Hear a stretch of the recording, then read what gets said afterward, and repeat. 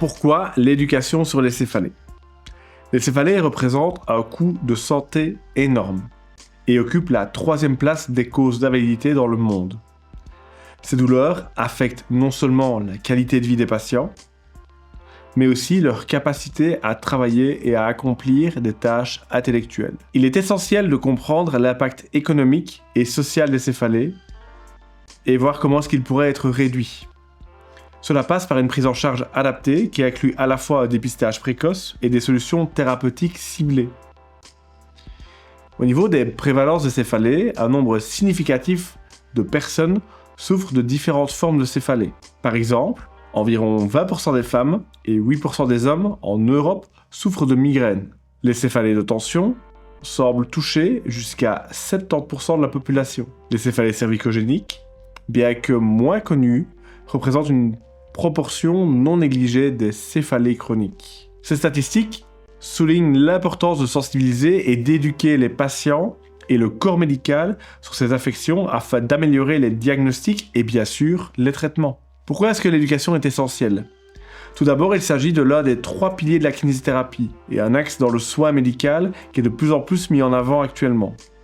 Un peu à l'image de cette phrase, vaut-il mieux vous fournir du poisson chaque jour ou de vous apprendre à pêcher ? Aussi, je vais passer en revue les divers avantages de cette éducation. Le premier, bien sûr, c'est la compréhension des pathologies et la compréhension de votre pathologie. L'éducation des patients sur les différents types de céphalées est primordiale. Par exemple, il est essentiel qu'ils comprennent que la migraine est une pathologie neuro-inflammatoire, souvent accompagnée de symptômes comme la photophobie ou des troubles visuels, et informer le patient sur ces mécanismes de création de symptômes qui n'est pas grave. Ces mécanismes physiopathologiques sont vraiment in fine bénins. Ces informations favorisent une meilleure acceptation de votre condition, une meilleure gestion, plus proactive de votre santé, et pour savoir quoi faire et comment vous prendre en charge.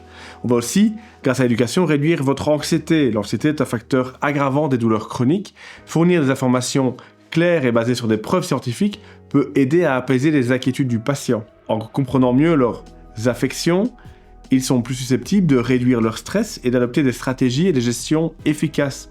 L'autorésilience. On va aussi, bien sûr, grâce à l'éducation, améliorer le suivi médical. Beaucoup de patients ne suivent pas correctement leur traitement, souvent parce qu'ils ne comprennent pas vraiment son efficacité, son intérêt, sa nécessité. L'éducation joue ici un rôle vital. Elle permet aux patients d'être mieux armés pour discuter de leurs choix thérapeutiques avec leurs professionnels de la santé et de suivre plus rigoureusement les recommandations du médecin ou du kinésithérapeute dans le cadre d'exercices. Bien sûr aussi, ça va avoir un effet sur la prévention et l'autoprise en charge. Une bonne éducation permet également de prévenir les crises en enseignant aux patients comment identifier et éviter leurs déclencheurs personnels, tels que le stress, les comportements alimentaires inadaptés, le style de vie, l'hygiène de vie. On va fournir des conseils et des pratiques sur l'autogestion du patient lui-même, qui peut vraiment apprendre à prendre en charge sa condition générale, comme par exemple en intégrant des exercices physiques adaptés dans leur vie en collaboration du thérapeute. Ça pourrait aider à réduire la fréquence et l'intensité de vos céphalées. Bien sûr, ici on a mis en place une plateforme d'information. Et nous avons l'ambition de créer une plateforme éducative en ligne qui intègre des vidéos informatives, des exercices pratiques que vous pourrez mettre en place facilement avec des ressources téléchargeables et accessibles au plus simple pour vous. Cette plateforme vise à être un outil accessible pour tous. De plus, ces éléments ont déjà été testés dans le cadre d'autres troubles musculo-squelettiques comme les lombalgies avec des résultats ultra encourageants, ce qui renforce encore notre conviction dans cette efficacité. Les perspectives d'avenir, l'aspect éducatif pour moi est d'autant plus crucial dans le cadre des céphalées chroniques car il existe une forte interaction entre ces douleurs et divers facteurs psychosociaux. La recherche a bien montré que ces facteurs comme l'anxiété, la dépression et le stress jouent un rôle clé dans la progression des céphalées et dans l'envahissement qu'elles ont dans votre vie. En améliorant l'éducation sur ces sujets, nous avons l'opportunité d'habiliter les patients, vous, à mieux gérer vos conditions, à réduire les risques de chronicité ainsi que les symptômes.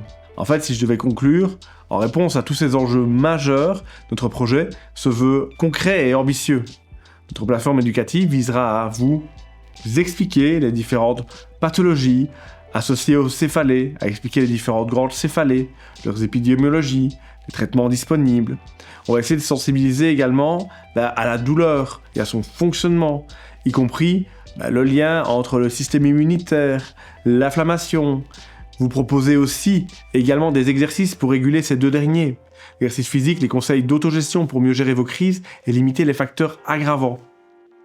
On va également chercher à surtout vous informer sur des signaux d'alerte à surveiller pour une meilleure prise en charge. En somme, notre objectif est de doter les patients de connaissances et d'outils pérennes pour mieux vivre avec leur céphalée en les aidant à intégrer ces informations.